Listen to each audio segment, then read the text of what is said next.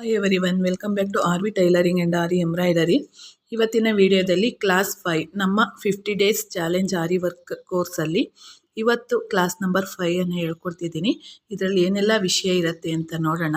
ಹಾಗಿದ್ರೆ ಈಗ ವಿಡಿಯೋನ ಶುರು ಮಾಡೋಣ. ಯಾವುದೇ ವಿಡಿಯೋನು ಕೊನೆವರೆಗೂ ಮಿಸ್ ಮಾಡದೆ, ಎಲ್ಲೂ ಸ್ಕಿಪ್ ಮಾಡದೆ ವಿಡಿಯೋನ ನೋಡಿ, ನಿಮಗೆ ತುಂಬಾ ಚೆನ್ನಾಗಿ ಅರ್ಥ ಆಗುತ್ತೆ. ಜೊತೆಗೆ ಇಂದಿನ ವೀಡಿಯೋಸ್ ಯಾರು ನೋಡಿಲ್ಲ ಆ ವೀಡಿಯೋಸನ್ನು ನೋಡಿ ಯಾಕೆ ಅಂದರೆ ನಿಮಗೆ ಇಂದಿನ ವೀಡಿಯೋಸಲ್ಲಿ ನಾನು ಏನೆಲ್ಲ ಹೇಳ್ಕೊಟ್ಟಿದ್ದೀನಿ ಅನ್ನೋದು ಅರ್ಥ ಆದರೆ ಮುಂದಿನ ವೀಡಿಯೋಸನ್ನು ಪಾಠನ ಕಲಿಯೋದಕ್ಕೆ ನಿಮಗೆ ತುಂಬಾ ಹೆಲ್ಪ್ ಆಗುತ್ತೆ.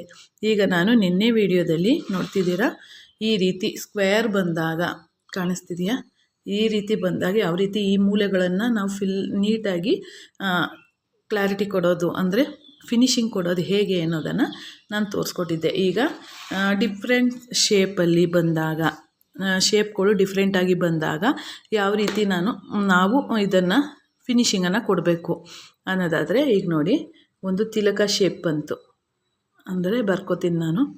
ಒಂದು ತಿಲಕ ಶೇಪು ಮತ್ತು ಒಂದು ಹಾರ್ಟ್ ಶೇಪ್ ನೋಡಿ, ಹಾರ್ಟ್ ಶೇಪ್ ಬಂತು, ಒಂದು ಡೈಮಂಡ್ ಶೇಪ್ ಬಂತು ನೋಡಿ, ಈ ರೀತಿ ಡೈಮಂಡ್ ಶೇಪ್ ಬಂತು. ಈ ರೀತಿ ಬಂದಾಗ ಯಾವ ರೀತಿ ನಾವು ಇದನ್ನೆಲ್ಲ ಹೇಗೆ ಬರುತ್ತೆ, ಈ ಎಲ್ಲ ಕರುಗಳಲ್ಲಿ ಹೇಗೆ ನಾವು ಅದನ್ನು ಫಿನಿಶಿಂಗನ್ನು ಕೊಡುವಂಥದ್ದು ಅನ್ನೋದನ್ನು ನೀವು ನೋಡಿ. ಇದನ್ನು ಈ ರೀತಿ ಚೂಪಿ ಬರಬೇಕು, ಈ ರೀತಿ ಬರ್ಕೋಬೇಕು. ಫಸ್ಟು ಬರ್ಕೊಂಡಿದ್ದಾದ ನಂತರ ಮತ್ತು ಇನ್ನೊಂದು ಸ್ಕ್ವೇರ್ ಆಗಿ ಬರುವಂತಹ ಮೂಲೆ, ಬಾಕ್ಸ್ ಟೈಪ್ ನೋಡಿ. ಈ ರೀತಿ ಈ ವಿಡಿಯೋದಲ್ಲಿ ಈ 4 ಡಿಸೈನನ್ನು ನಾನು ತೋರಿಸ್ಕೊಡ್ತೀನಿ. ಆ ನಂತರ ಶೇಪ್ಗಳು ಲೈನ್ಸಲ್ಲಿ ಯಾವ ರೀತಿ ಬರುತ್ತೆ ಅನ್ನೋದನ್ನು ನೆಕ್ಸ್ಟ್ ವಿಡಿಯೋದಲ್ಲಿ ತೋರಿಸ್ಕೊಡ್ತಿದ್ದೀನಿ ನೋಡಿ. ಇದನ್ನು ಈ ರೀತಿ ಬರ್ಕೊಂಡೆ ಆ್ಯಸ್ ಇಟ್ ಈಸ್. ನಾನು ನಿಮ್ಮ ಟ್ರೈನಿಂಗ್ ಪೀರಿಯಡ್ ಆಗಿರೋದ್ರಿಂದ ನಾನು ಈಗ ತೋರಿಸ್ಕೊಡ್ತಾ ಇರುವಂಥದ್ದು. ಈಗ ನೋಡಿ, 14ನೇ ನಂಬರನ್ನು ಸೂಜಿಯನ್ನು ನಾನು ತಗೊಂಡು ಆ್ಯಸ್ ಇಟ್ ಈಸ್ ಜರಿ ಥ್ರೆಡ್ಡನ್ನು ಗಂಟಾಗಿ ಇಟ್ಕೊಂಡಿದ್ದೀನಿ, ಒಂದು ಎಳೆಯಲ್ಲೇ ಇಟ್ಕೊಂಡಿದ್ದೀನಿ. ಈಗ ಇಲ್ಲಿಂದ ಶುರು ಮಾಡೋಣ. ಯಾವ ಸೈಡಲ್ಲಿ ಇರಬೇಕು, ಟುಲಿಪ್ ಅನ್ನೋ ಕಡೆ ಸೈಡಲ್ಲಿ ಇರಬೇಕಾಗತ್ತೆ. ಹಾಗಿದ್ರೆ ನೋಡಿ, ದಾರವನ್ನು ಈ ರೀತಿ ಎಡಗೈಯಲ್ಲಿ ಕುಟ್ಕೋಬೇಕು. ಏನು ತಿಲಿಕ ಡಿಸೈನನ್ನು ನಾನು ಆ್ಯಡ್ ಮಾಡಿದ್ದೀನಲ್ಲ, ಅದನ್ನು ಇಲ್ಲಿ ಲಾಕನ್ನು ಮಾಡ್ಕೋಬೇಕು. ಲಾಕನ್ನು ಮಾಡಿಕೊಂಡು ಆ್ಯಸ್ ಇಟ್ ಈಸ್ ಯಾವ ರೀತಿ ನಾವು ಶೇಪನ್ನು ಕೊಟ್ಕೊಂಡಿದ್ದೀವಲ್ಲ ಆ ರೀತಿಯೇ ನೋಡಿ.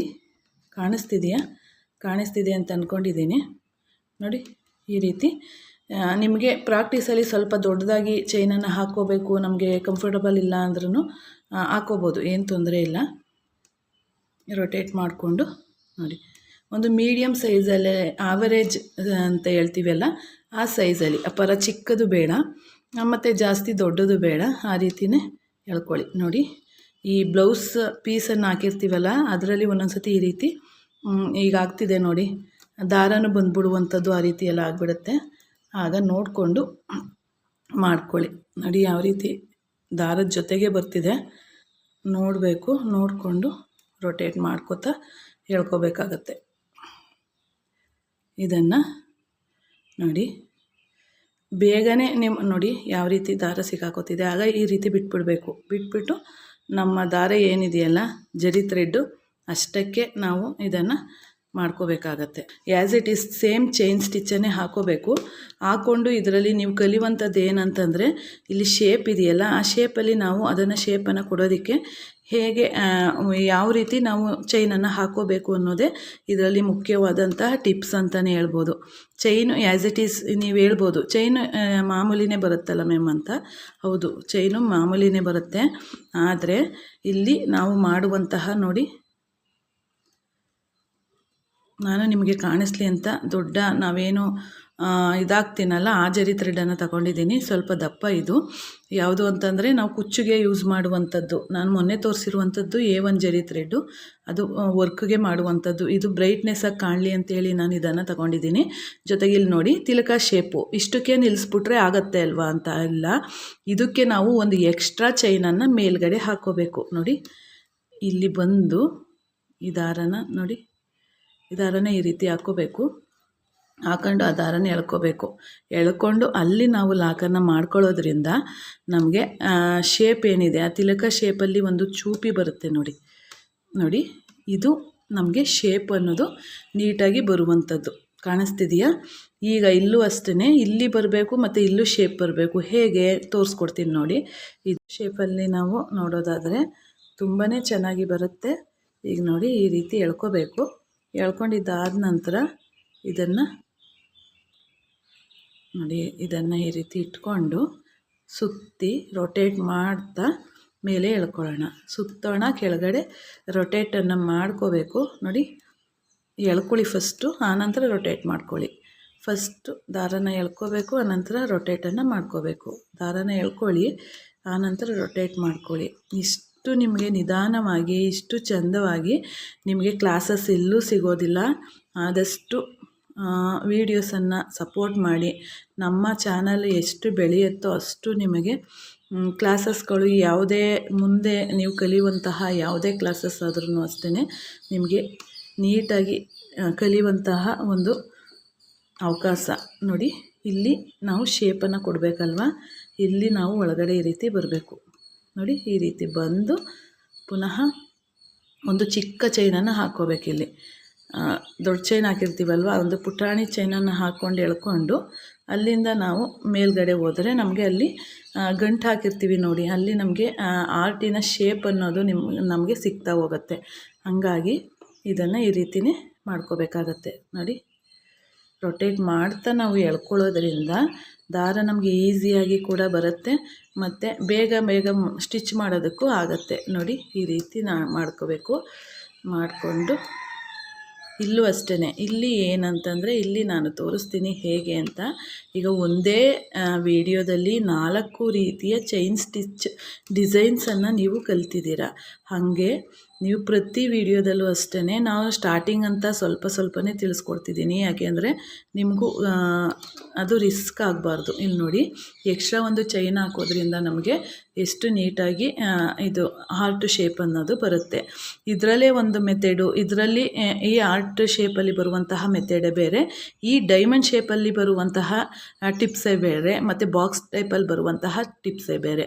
ಈ 4 ಶೇಪಲ್ಲೂ 4 ರೀತಿಯ ವೆರೈಟಿಯಾದಂಥ ಟಿಪ್ಸನ್ನು ನೀವು ಕಲ್ತ್ಕೋತೀರಾ.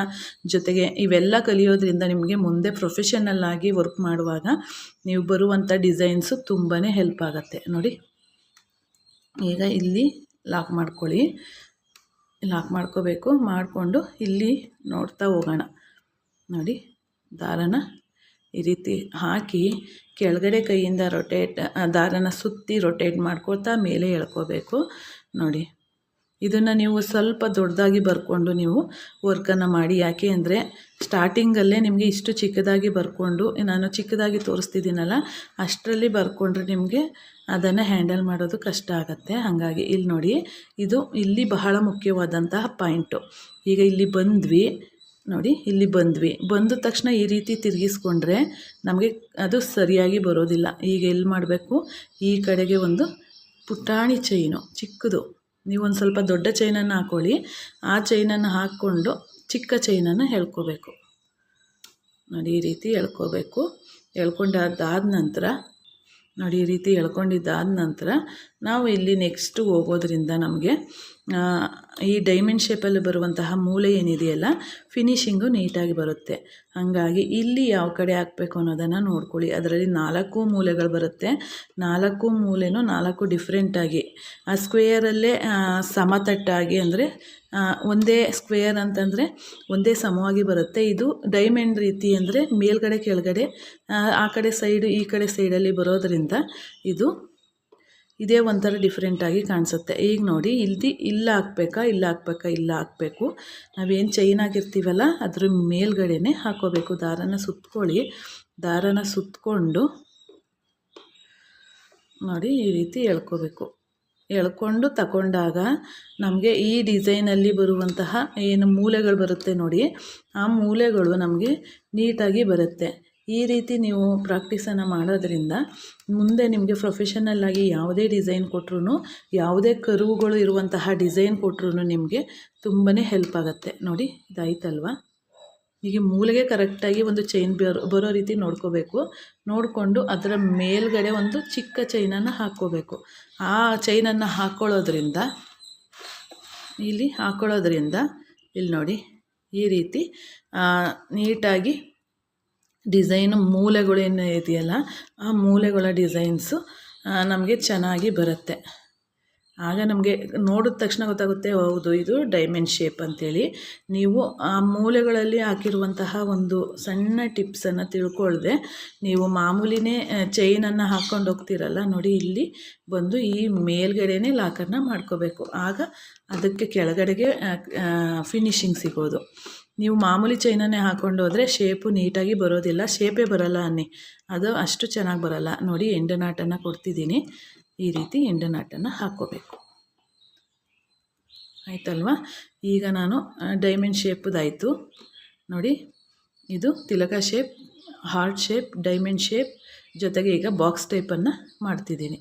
ಈಗ ನೋಡಿ ಈ ಬಾಕ್ಸ್ ಟೈಪಲ್ಲಿ ಈ ರೀತಿ ಹಾಕ್ಕೋಬೇಕು.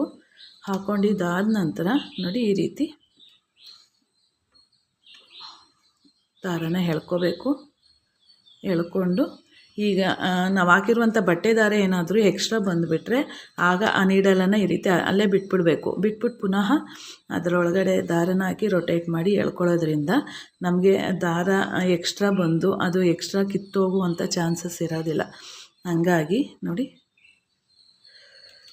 ಮತ್ತು ಇದನ್ನು ಈ ರೀತಿ ಗ್ರಿಪ್ ಹಿಡಿಯೋದಕ್ಕಾಗೋದಿಲ್ಲ ಅಂದರೆ ನಾನು ಯೂಸ್ ಮಾಡುವಂಥದ್ದು ಪಿನ್ ಒಳಗಡೆ ಹಾಕಿ. ನಾನು ನಿಮಗೀಗ ತೋರಿಸ್ಕೊಡ್ತಾ ಇರೋದು ಏನದಕ್ಕೆ ಅಂದರೆ ಈ ಟುಲಿಪ್ ಅನ್ನೋ ಸೈಡಲ್ಲಿ ಯಾವ ರೀತಿ ನೀವು ಇಟ್ಕೊಂಡು ರೊಟೇಟ್ ಮಾಡಬೇಕು ಅಂತೇಳಿ. ನಾನು ಪ್ರೊಫೆಷನಲ್ ಆಗಿ ವರ್ಕೆಲ್ಲ ಮಾಡೋದೆಲ್ಲ ನಾನು ಈ ರೀತಿ ನೀಡಲನ್ನು ಇಟ್ಕೊಂಡು ಮಾಡೋದಿಲ್ಲ. ಇಲ್ಲಿ ನೋಡಿ ಈ ಕಡೆ ಸೈಡು ಒಂದು ಚಿಕ್ಕ ಚೈನನ್ನು ಹಾಕ್ಕೋಬೇಕು ನೋಡಿ. ಯಾಕೆ ಅಂದರೆ ಇದು ತುಂಬಾ ಡಿಸ್ಟರ್ಬೆನ್ಸು, ಬೇಗ ಮಾಡೋದಕ್ಕೆ ಹಿಂಸೆ ಆಗುತ್ತೆ. ಪೆನ್ನಾದರೆ ನಾವು ಆಲ್ರೆಡಿ ಎಲ್ಲರಿಗೆ ಈಸಿಯಾಗಿ ಫಾಸ್ಟಾಗಿ ಮಾಡ್ಕೊಂಡು ಹೋಗಲಿಕ್ಕೆ ಆಗುತ್ತೆ. ಹಾಗಾಗಿ ನಾನು ಪೆನ್ನಲ್ಲೇ ಏನು ನನ್ನ ಪ್ರೀವಿಯಸ್ ವೀಡಿಯೋದಲ್ಲಿ ವರ್ಕ್ ವೀಡಿಯೋಸ್ ಎಲ್ಲ ಅಪ್ಲೋಡ್ ಮಾಡಿದ್ದೀನಲ್ಲ, ಅವೆಲ್ಲ ನಿಮಗೆ ನೋಡಿದ್ರೆ ಗೊತ್ತಾಗುತ್ತೆ. ನಾನು ಪೆನ್ನಲ್ಲೇ ಹಾಕ್ಕೊಂಡು ಅದನ್ನು ಯಾವ ರೀತಿ ಹಾಕ್ಕೋಬೇಕು ಅನ್ನೋದನ್ನು ನಿಮ್ಮ ಇಂಟ್ರೆಸ್ಟ್ ಇದ್ದರೆ ಕಾಮೆಂಟ್ ಬಾಕ್ಸಲ್ಲಿ ತಿಳಿಸಿ. ಅದನ್ನು ಹೇಗೆ ಹಾಕೋದು ಅನ್ನೋದನ್ನು ನಾನು ತೋರಿಸ್ಕೊಡ್ತೀನಿ. ನೋಡಿ ದಾರ ಯಾವ ರೀತಿ ಬಂದಿದೆ ಅಂತ. ಈಗ ನಾವು ದಾರನ ಬಿಡಬೇಕು. ನಮ್ಮ ದಾರ ಏನಿದೆಯಲ್ಲ ವರ್ಕ್ ದಾರ ಅದನ್ನು ಮಾತ್ರ ಎಳ್ಕೋಬೇಕು. ಮೇಲ್ಗಡೆ ಬಂದಿದ್ದಾಗ ಅಕಸ್ಮಾತ್ ನಮಗೆ ಒಳಗಡೆ ಬರುವಾಗಲೇ ದಾರ ಬಂದಿದೆ ಅಂದರೆ ಆ ದಾರನ ಆ ಚೈನನ್ನು ಬಿಟ್ಬಿಡಬೇಕು. ಬಿಟ್ಟು ಮುಂದೆ ನಾವು ಬೇರೆ ದಾರನ ತಗೊಂಡು ಇನ್ನೊಂದು ಸತಿ ನೀಡಲನ್ನು ಹಾಕಿ ದಾರನ ತಗೊಂಡು ಎಳ್ಕೊಳ್ಳೋದ್ರಿಂದ ನೀಟಾಗಿ ಬರುತ್ತೆ. ನೋಡಿ ಇಲ್ಲಿ ಮೂಲೆ ಬಂತು. ಈ ಮೂಲೆಯಲ್ಲಿ ಈ ಕಡೆ ಮೇಲ್ಗಡೆಗೆ ನಾವು ಸ್ಟಿಚ್ಚನ್ನು ಹಾಕ್ಕೋಬೇಕು. ಈ ಒಂದು ಸಣ್ಣ ಟಿಪ್ಸ್ ಇದೆಯಲ್ಲ, ದೊಡ್ಡ ನಮಗೆ ಕ್ಲಿಯರಾಗಿ ಬರೋದಕ್ಕೆ ಏನು ಹೇಳ್ತೀವಿ ವರ್ಕು ಫಿನಿಶಿಂಗ್ ಬರೋದಕ್ಕೆ ಈ ಸಣ್ಣ ಟಿಪ್ಸೇ 100% ಅಷ್ಟು ನಮಗೆ ಹೆಲ್ಪನ್ನು ಮಾಡುವಂಥದ್ದು. ನೋಡಿ ಈ ರೀತಿ ಎಳ್ಕೋಬೇಕು. ಎಳ್ಕೊಂಡಾದ ನಂತರ ಪುನಃ ಈ ರೀತಿ ಎಳ್ಕೋಬೇಕು. ಮಾಮೂಲಿ ಚೈನನ್ನು ಹಾಕ್ಕೊಂಡು ರನ್ನಿಂಗ್ ಎಲ್ಲ ಚೈನ್ ಸ್ಟಿಚ್ಚೇ ಇರುತ್ತೆ, ಫುಲ್ ಚೈನ್ ಸ್ಟಿಚ್ಚೇ. ಆದರೆ ಅದನ್ನು ಹೇಗೆ ಹಾಕಬೇಕು ಅನ್ನೋದೇ ಇದರಲ್ಲಿ ವಿಷಯ. ನೋಡಿ ಇಲ್ಲಿ ಈ ಕಡೆ ಸೈಡಲ್ಲಿ ಬರಬೇಕು ಚೈನು. ಬಂದಾಗ ನಮಗೆ ಈ ಕಡೆ ಎಳ್ಕೊಳ್ಳೋದಕ್ಕೆ ನಮಗೆ ಒಂದು ಫಿನಿಶಿಂಗ್ ಕೊಡೋದಕ್ಕೆ ನೀಟಾಗತ್ತೆ. ನೋಡಿ ಇಷ್ಟು